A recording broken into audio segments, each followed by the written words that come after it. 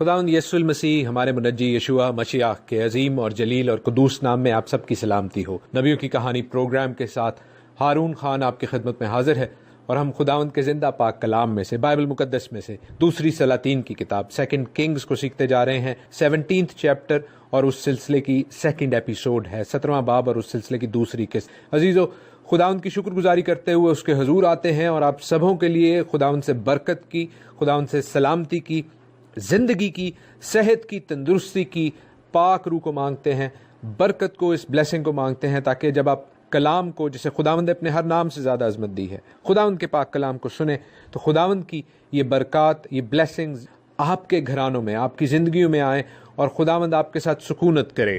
عزیزو، 17ویں باب کے حوالے سے ہم نے اس بات کو دیکھا اور سیکھا کہ کس طرح ہوسیہ اسرائیل کا، ان 10 ناردرن ٹرائبز کا، 10 شمالی قبائل کا بادشاہ ہوا، جس کے دور میں شاہ اسور نے سامریہ کو لے لیا اور اسرائیل کو اسیر کر کے، قیدی بنا کر دنیا جہان کے کونوں خدروں میں تتر بتر کر دیا۔ اس کی زندگی کے حوالے سے ہم نے خاص طور پر اس بات کو دیکھا اور سیکھا کہ اس کو وکڈ، بدکار تو کہا گیا، لیکن اتنا بدکار نہیں۔ اس کی وجہ کیا تھی؟ اس کے حوالے سے ہم نے کل خوبصورت باب چیپٹر 2 کرونیکلز کا، دوسری تواریخ کا 30واں باب 30 چیپٹر پڑھا، دیکھا اور سیکھا مختصراً، بریفلی۔ میں نے آپ سے درخواست کی تھی کہ اسے ضرور پڑھیے گا، اور وہ باب، وہ چیپٹر، کلام کا وہ حصہ نہایت بابرکت ہے۔ اس میں وہ حقیقت بتائی جا رہی ہے جو ہمارے خدا کی مرضی کو، جو ہمارے زندہ آسمانی باپ کی پاک مرضی کو ظاہر کرتی ہے، کہ بے شک خداوند نے ہماری نجات کا انتظام کر دیا ہے، بے شک خداوند نے ہمیں مفت نجات دے دی ہے، لیکن نجات یافتہ زندگی گزارنے کے لیے ہمیں خداوند کے کلام پر، اس کے احکام پر، اس کے مقررہ اوقات پر بھی چلنا ہے، اس کی دی گئی راہ کو فالو کرنا ہے، اس کی پیروی کرنی ہے، اوبیڈینس کرنی ہے، فرما برداری کرنی ہے، اور نجات کو لائسنس ٹو سن نہیں لینا، یعنی کہ ہمیں گناہ کرنے کا جو مرضی ہمارے ذہن میں آئے، دل میں آئے، خرمستی، صحیح غلط کام، اس کو کرنے کا لائسنس نہیں سمجھ لینا۔ خداوند کی اس قربانی کی جو اس نے کوہ کلوری صلیب پر کی، اس کی قدر کرنی ہے۔ عزیزو، کل کے جو پروگرام ہے اس کے حوالے سے بہت اچھی فیڈ بیک، آپ کے میسیجز، گواہیاں، بہت سے بہن بھائی خداوند کی پاک روح سے اس قدر بھر گئے کہ ان کی آنکھوں سے آنسو جو ہے وہ تھمنے کا نام نہیں لے رہے تھے۔ اور خداوند کی پاک روح روحانی خوشی بھی دیتی ہے اور وہ آنسو بھی دیتی ہے جو بوجھ پیدا کرتے ہیں۔ بہت سے بہن بھائیوں نے اس بات کا اقرار کیا کہ ان کی آنکھیں کھلیں، اور وہ چاہتے ہیں، اور میں بھی چاہتا ہوں، اور خداوند ہمارا آسمانی باپ بھی چاہتا ہے کہ ان کی آنکھیں بھی کھلیں، وہ ان سچائیوں سے، کلام کی سچائیوں سے، کلام کی حقیقتوں سے آشنا ہوں، اور ان زنجیروں سے جو انسانی روایات کی زنجیریں ہیں، جو انسانی بنائی ہوئی زنجیریں ہیں، مذہبیت کا نام ہے، اس سے آزاد ہوں۔ خداوند کا کلام کہتا ہے کہ میرے لوگ عدم معرفت کی وجہ سے، اگنورنس کی وجہ سے ہلاک ہوتے ہیں۔ عزیزو، ہم نے اگنورنس کو چھوڑنا ہے، عدم معرفت سے نجات حاصل کرنی ہے۔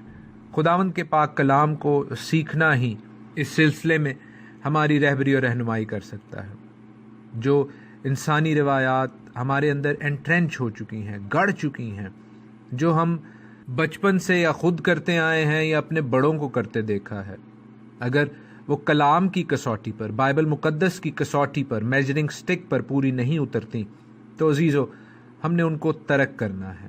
ان غلط چیزوں کو، ان انسانی روایات کو ان لرن کرنا، ان کو بھلانا ایک مشکل کام ہے، اور اس کے لیے ہمیں خداوند کی پاک روح کی ضرورت ہے، تاکہ ہم غلط چیزوں کو، جو کہ کلام کی نظر میں میری اور آپ کی کوئی حیثیت نہیں ہے، ہم اپنی رائے میں، اپنی سوچ میں، اپنی دانست میں بہت اپنے آپ کو سیانے سمجھیں، چالاک سمجھیں، عقل مند سمجھیں، اس کی کوئی حیثیت نہیں ہے۔ خداوند کا کلام، خداوند کی سوچ، خداوند کی مرضی ہمیشہ مقدم ہونی چاہیے، اس کو پرائیورٹی ملنی چاہیے۔ ایک حوالہ کوٹ کیا گیا رومیو کے خط کا، اس کے 3 باب اور 20ویں آیت کا، کہ شریعت کے اعمال سے کوئی بشر اس کے حضور راست باز نہیں ٹھہرے گا، اس لیے کہ شریعت کے وسیلہ سے تو گناہ کی پہچان ہی ہوتی ہے۔ جو کہ بالکل ٹھیک بات، کلام میں ہے، لیکن ان بہن بھائیوں سے جو آیتوں کو اس کے کانٹیکسٹ کے بغیر، اس کے آگے پیچھے کی آیتوں کے بغیر پڑھتے اور سمجھتے ہیں، درخواست ہے کہ کلام کو سمجھنے کے لیے، بائبل اسٹڈی کرنے کے لیے پورا کانٹیکسٹ، پورا میسج سمجھیے۔ بے شک پولوس یہی کہہ رہا ہے، بے شک ہمیں شریعت کے اعمال سے نجات نہیں ملتی۔ شریعت کے اعمال نجات یافتہ زندگی کے لیے ضروری ہیں۔ نجات فری ہے اگر ہم مسیح پر، خداوند کے پیغام پر ایمان لے آئیں، لیکن جب آپ نجات پا لیتے ہیں تو پھر نجات یافتہ زندگی کے لیے ہمیں خداوند کے کلام پر عمل کرنا ہے۔ خداوند اپنے بیٹے اور بیٹیوں کو کاٹتا چھانٹتا ان کی نصیحت کرتا ہے۔ کیوں؟ اس لیے کہ وہ چاہتا ہے کہ وہ اس کے کلام پر عمل کرے، اس لیے نہیں کہ وہ بے راہ روی کا شکار ہو جائیں، اس لیے نہیں کہ وہ خرمستیاں کریں، جو ان کے دل میں آئے وہ کرے، جی اسی دے آزاد ہاں، ہرگز نہیں۔ خداوند چاہتا ہے کہ آپ اپنے اس سٹیٹس کو، اپنے اس علیحدہ کیے جانے کو، اپنے اس مخصوص کیے جانے کو، اپنے اس ہولی سٹیٹس کو مقدم جانیں، اس کی قدر کریں۔ ابراہیم بھی ایمانداروں کا باپ ہے، جس کے حوالے سے بڑے واضح لکھا ہے۔ اس ٹائم پہ تو مسیح کی پیدائش فزیکلی اس دنیا میں نہیں ہوئی تھی، تو کیا وہ اپنے شریعت کے اعمال کی وجہ سے بچ گیا؟ نہیں، وہ بھی ایمان کی وجہ سے بچا، کیونکہ اس نے خداوند کے وعدے پر، خداوند کے کلام پر اعتماد رکھا، پورا بھروسہ کیا، اور اپنا سب کچھ چھوڑ کے جہاں پر خداوند نے کہا وہاں چلا جا، کینعان میں جا کر بس وہاں پر چلا گیا۔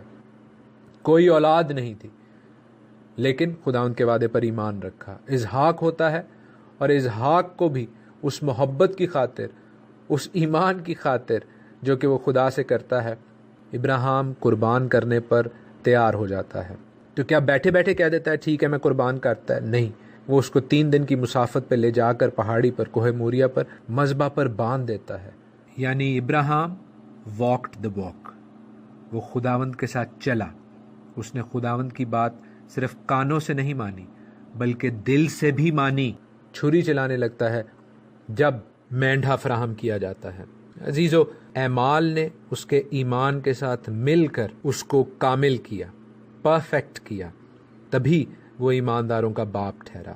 اس بات کو یعقوب کے خط میں، جیمز کے لیٹر میں بڑی خوبصورتی سے بیان کیا گیا ہے۔ میں پہلے کئی دفعہ بتا چکا ہوں، لیکن پھر ان خداوند کے بیٹے اور بیٹیوں کے لیے جو کنفیوژن میں، جو گو کی صورت میں، جو کہ انڈیسائسو ہوتے ہیں، اس لیے جیسے میں نے کہا کہ بہت سی غلط چیزیں انٹرینچ ہو چکی ہوئی ہیں، گد چکی ہوئی ہیں ان کی نفسیات میں، ان کی عادتوں میں، اور ان غلط چیزوں کو جو کہ میری نظر میں صحیح ہوں شاید، لیکن کلام کی نظر میں ہم نے دیکھنا ہے کہ وہ صحیح ہیں یا نہیں۔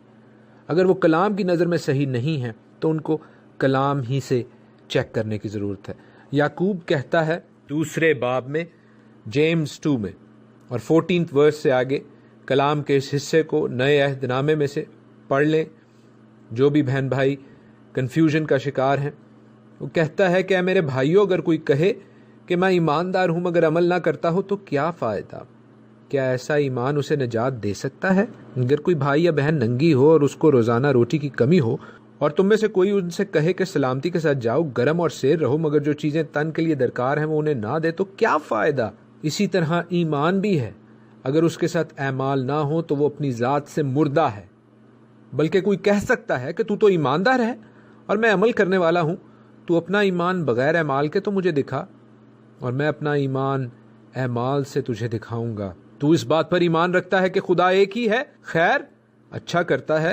شیاطین بھی ایمان رکھتے ہیں، تھرتھراتے ہیں۔ مگر اے نکمے آدمی، کیا تو یہ بھی نہیں جانتا کہ ایمان بغیر اعمال کے بیکار ہے؟ جب ہمارے باپ ابراہیم نے اپنے بیٹے اسحاق کو قربان گاہ پر قربان کیا تو کیا وہ اعمال سے راست باز نہ ٹھہرا؟ پس تو نے دیکھ لیا کہ ایمان نے اس کے اعمال کے ساتھ مل کر اثر کیا، اور اعمال سے ایمان کامل ہوا، اور یہ نوشتہ پورا ہوا کہ ابراہیم خدا پر ایمان لایا اور یہ اس کے لیے راست بازی گنا گیا، اور وہ خدا کا دوست کہلایا۔ عزیزو، اگر ہم اس سرکل میں، اس فہرست میں، اگر ہم اس لسٹ میں آنا چاہتے ہیں جس لسٹ میں باپ ابراہیم ہے اور بہت سے ایمانداروں کا ذکر ہے، خداوند کے پاک کلام میں، عبرانیوں کے خط میں بھی، ہیبروز کے لیٹر میں بھی ایمانداروں کی ایک بڑی لسٹ ہے جو خداوند یسوع المسیح کی اس زمینی پیدائش اور اس کی وفات سے، کروسیفکشن سے، اس کے جی اٹھنے سے پہلے ایماندار مانے گئے۔ ان کا ایمان لانا اور اس کے ساتھ اعمال کے ساتھ اس کو بیک اپ کرنا ان کے لیے راست بازی گنا گیا، ان کے لیے کامل ایمانداری گنا گیا۔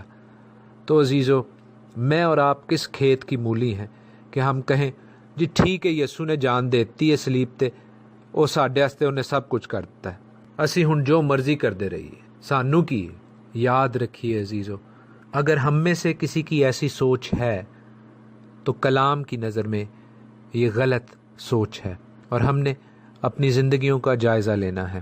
ہم اس بات کو اس نظریہ سے بھی، اس اینگل سے بھی دیکھ سکتے ہیں عزیزو کہ اسرائیل کے 12 قبیلوں کو خداوند نے یہ اچھی میراث دے دی تھی، خداوند نے یہ ملک ان کو دے دیا تھا، جس طرح میرے اور آپ کے لیے ایک اچھی میراث، ایک نیا یروشلم تیار ہے، اس کا وعدہ ہے۔ لیکن اگر ہم خداوند سے دور ہوتے ہیں اور اس کی راہوں پر، اس کے کلام کی بتائی ہوئی تعلیم پر نہیں چلتے تو یہ میراث ہم سے چھینی جا سکتی ہے، جیسے یہاں پر اسرائیل کے ساتھ ہوا۔ اسرائیل اس ملک میں آ کر اسیری میں چلا جاتا ہے۔ اکثر و بیشتر ایجپٹ کو، مصر کو گناہ سے تشبیہ دی جاتی ہے، اس کو سمبلائز کیا جاتا ہے کہ جیسے خداوند نے مصریوں میں سے اسرائیل کو نکالا، اسی طرح خداوند نے ہمیں گناہ کی غلامی سے نکالا، اور ٹھیک کہا جاتا ہے۔ لیکن کیا پھر اسرائیلیوں نے اس میراث کو، اس برکت کو، اس بلیسنگ کو جب سنبھال کے نہیں رکھا، جب وہ خداوند کی راہوں سے انہوں نے اجتناب کیا، فرما برداری، اوبیڈینس جو خداوند کے کلام کی، احکام کی، آئین کی، شریعت کی کرنی چاہیے تھی، وہ نہیں کی، تو کیا پھر بھی خداوند نے انہیں کہا جی ٹھیک ہے آپ بالکل بادشاہ بنے رہیں، آپ کا یہ ملک ٹھیک رہے گا، ساری چیزیں آپ کے پاس رہیں گی، بلکہ میں آپ کو مزید بلیسنگز دیتا جاؤں گا؟ نہیں، ایسا نہیں ہوا عزیزو۔ خداوند کے کلام کے یہ پیٹرنز، یہ نمونے، یہ الہی قوانین، یہ گاڈ پرنسپلز ہماری رہبری اور رہنمائی کے لیے ہیں، یہ کوئی کہانیاں نہیں ہیں۔ ہم نے اس سے سبق سیکھنا ہے، اس سے اپنی زندگی کے دنوں کا تعین کرنا ہے، ان کا ٹھیک اور صحیح استعمال کرنا ہے۔ دوسری سلاطین کی کتاب 17 چیپٹر دیکھیے کہ کس طرح تگلت پلاسر کی، جو اسور کا بادشاہ ہے، جب اس کی موت ہوتی ہے تو اس کا بیٹا شلمنیسر جو ہے وہ رول کرنے لگتا ہے۔ تگلت پلاسر بائی دا وے جب اس کی ڈیتھ ہوتی ہے تو اسیریا میں یعنی اسور میں ایک پاور ویکیوم تھا، اور شلمنیسر اور اس کا دوسرا بھائی جو سیرگون ہے، اس میں اقتدار کی مختصر سی جنگ بھی ہوتی ہے۔ لیکن ہم دیکھتے ہیں کہ شلمنیسر جو ہے وہ واضح طور پر مضبوط ہے۔ سیرگون اور شلمنیسر کچھ دیر کے لیے کو کنگشپ بھی کرتے ہیں، یعنی وہ دونوں اکٹھے بادشاہ بھی رہتے ہیں، لیکن سیرگون ہم دیکھیں گے کچھ عرصے بعد، شلمنیسر کی وفات کے بعد، جو کہ سامریا کے محاصرے کے اوپر ہوتی ہے، پھر پورا بادشاہ بن جاتا ہے۔ اب وہ قتل کیا گیا تھا شلمنیسر، یا اس کو جنگ میں زخم لگ گئے تھے، اس حوالے سے زیادہ کلیئر نہیں ہے۔ بہت سے تحقیق دان، ہسٹورینز، محققین اس حوالے سے مختلف رائے رکھتے ہیں، لیکن مجھے جب ٹائم ملے گا تو میں اس حوالے سے آپ کو مزید اپڈیٹ کروں گا۔ ابھی ہمارا جو ٹاپک چل رہا ہے، جو فوکس ہے، وہ اسرائیل کی نافرمانی اور خداوند کا انصاف کرنا ہے، اس حوالے سے چل رہا ہے۔ لکھا ہے کہ جب شاہ اسور سلمنیسر نے اسرائیل پر چڑھائی کی تو ہوسیا اس کا خادم ہو گیا، اس کا ہدیہ لایا اس کے لیے، لیکن پھر شاہ اسور نے ہوسیا کی سازش معلوم کر لی۔ اب اس نے سازش کیا کی ہے کہ اس نے شاہ مصر یعنی سو یا سیو اس کو کہتے ہیں، مجھے نام کی پروننسیشن کے حوالے سے تھوڑا سا ڈاؤٹ ہے، اس لیے میں دونوں جو پروننسیشن ہے وہ آپ کو بتا دیے ہیں۔ ہوسیا نے، اسرائیل کے بادشاہ نے مصر کے بادشاہ کے پاس مدد کے لیے ایلچی بھیج دیے۔ اسور کا یہ توفیلی بنا ہوا ہے اور مصر کے پاس ایلچی بھیج رہا ہے کہ مجھے اسور سے چھٹکارا دے دو۔ اسور تو سپر پاور تھی، اس نے کہا تو میرے سے بھاگنے کی کوشش کر رہا ہے، تیری ایسی کی تیسی۔ چوتھی آیت میں دوسرے سلاطین کے 17ویں باب کی لکھا ہے کہ شاہ اسور نے ہوسیا کی سازش معلوم کر لی کیونکہ اس نے شاہ مصر سو کے پاس ایلچی بھیجے اور شاہ اسور کو ہدیہ نہ دیا جیسے وہ سال بسال دیتا تھا، تو شاہ اسور نے اسے بند کر دیا اور قید خانہ میں اس کے بیڑیاں ڈال دیں۔ عزیزو، کتنی ہی بڑی آئرنی کی بات ہے، کیسی ہی عجیب ستم ظریفی ہے کہ مصر سے خداوند اپنی قوم کو نکال کر لاتا ہے اور اسرائیلی پھر مصریوں سے ہی مدد مانگتے ہیں۔ خداوند نے بڑا واضح کہا تھا کہ تم نے پھر مصر کا رخ نہیں کرنا، اور خداوند کی نافرمانی کی اب یہ دیکھیے سزا کہ اسرائیل کا یہ بادشاہ قید میں ہے، اور اسرائیل کی جو قوم ہے بہت جلد وہ بھی جنگی قیدی بنا کر، اسیر بنا کر مختلف ملکوں میں پھینک دی جائے گی۔ 5ویں آیت سے آگے کل ہم سیکھنا شروع کریں گے۔ خداوند ہم سبوں کو اپنے دلوں کو عاجز اور حلیم کرنے کی توفیق دے۔ خداوند ہم سبوں کو پاک کلام کی حقیقتوں سے سچائیوں کو سمجھنے کا اور ماننے کا فضل بخشے۔ خداوند ہم سب کے ساتھ ہو، آمین۔ خداوند یسوع المسیح ہمارے منجی یشوع مشیح کے عظیم اور جلیل اور قدوس نام میں آپ سب کی سلامتی ہو۔ نبیوں کی کہانی پروگرام کے ساتھ